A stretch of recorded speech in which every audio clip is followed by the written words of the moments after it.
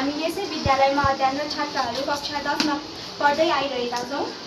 आज हामी नेपाली पुस्तक अन्तर्गत पाठ 3 मा रहेको चिकित्सा विज्ञान र आयुर्वेद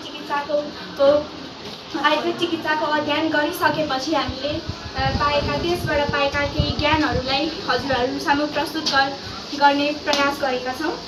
छात्रपट्टि चाहिँ आयुर्वेद चिकित्साको बारेमा प्रस्तुत गर्नको लागि यस शीर्षक रहेको छ। आयुर्वेद चिकित्सा भनेको परापूर्व कालदेखि नै चलिआएको चिकित्सा हो। यसलाई शास्त्रमा पनि उल्लेख गरिएको छ।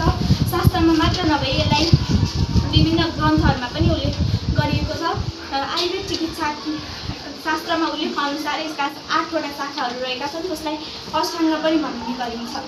शास्त्रमा उल्लेख अनुसार आयुर्वेद चिकित्सामा रहेका जडीबुटीहरूलाई हामीले केही जडीबुटीहरूलाई हामीले समावेश गरेर यहाँ प्रस्तुत गरेका छौँ र यसका विशेषताहरू भन्नको लागि म मेरो साथी एलिसा प्याक्रेललाई बोलाउन चाहन्छु।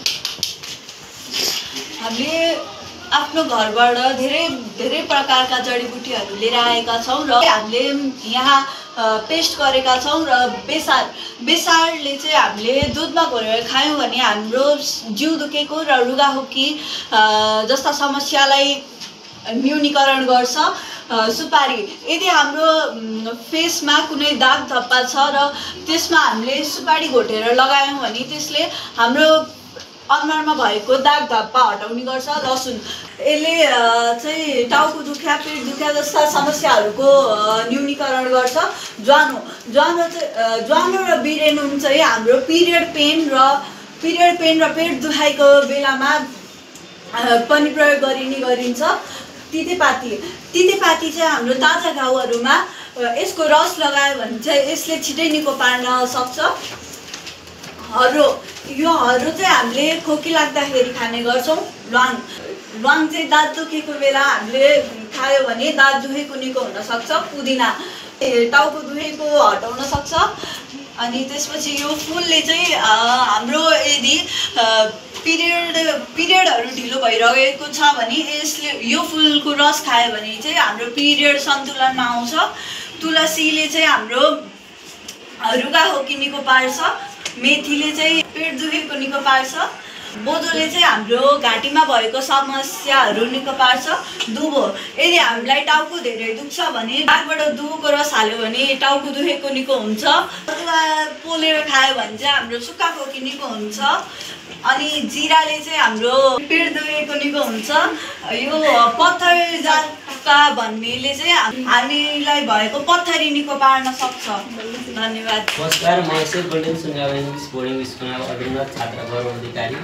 म सुब्रत श्रेष्ठ। र आजको यस भिडियोमा हामीले हाम्रो कक्षा 10 को पाठ्यपुस्तक अन्तर्गत रहेको नेपाली पाठ 3 चिकित्सा विज्ञान र आयुर्वेद चिकित्सा अन्तर्गत पर्ने एलोप्याथिक तथा आधुनिक चिकित्सा प्रणालीको बारेमा किताबी ज्ञानभन्दा फरक रूपमा व्यवहारिक रूपमा कसरी प्रयोग हुन्छन् भन्ने कुराको जानकारी दिन आएका छौँ। आधुनिक चिकित्सा भनेको 18औं शताब्दीपछि आएको चिकित्सा प्रणाली हो। यो हालै आएको हो भने यहाँ आधुनिक उपकरणहरू पनि प्रयोग गरिन्छ। आधुनिक उपकरण साथै विभिन्न केमिकल प्रयोग भएका औषधिहरू प्रयोग गरिन्छ। यी चिकित्सा प्रणालीले छिटोभन्दा छिटो रोग निको पार्छ।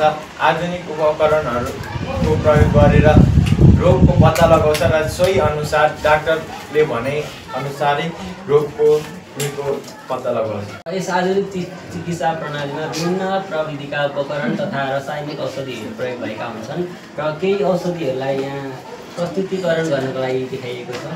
सामान्य रूपमा ज्वरो रुगाखोकी लाग्दाखेरि प्रयोग हुने विभिन्न औषधिहरूलाई यहाँ प्रस्तुत गर्न सकिन्छ र यो चाहिँ साइनेक्स रहेको छ। यो चाहिँ रुगाखोकी तथा सामान्य स्वास्थ्य समस्याका लागि खाने गरिन्छ र यो सिटामोर टाउको दुख्दाखेरि खाने गरिन्छ। यो चाहिँ पेटको एसिडहरू घटाउनको लागि ग्यास्ट्रिक हुँदाखेरि खाने गरिन्छ र अत्याधिक ग्यास्ट्रिक भएमा ग्रिन कलरको औषधि खाने गरिन्छ। सामान्य रूपमा झाडा पखाला लागेमा मेडिकल गएर पनि यो औषधि खान सकिन्छ। डायरिया हुँदा वा शारीरिक समस्या तथा कमजोरी हुँदाखेरि यो जीवनदल खाने गरिन्छ। रासायनिक पदार्थहरूबाट बनेको उपकरण शरीरका लागि निकै नै हानिकारक हुने भएकाले पहिला यी प्रयोग गर्नुभन्दा अगाडि अथवा बिरामीलाई चेकजाँच गर्नुभन्दा अगाडि सेनिटाइजरको प्रयोग पनि गर्ने गरिन्छ। आधुनिक चिकित्सामा प्रणालीमा प्रयोग गरिने आधुनिक उपकरणहरूमध्ये यो स्टेथोस्कोप पनि एक उपकरण हो। यसलाई डाक्टरहरूले कानमा लगाई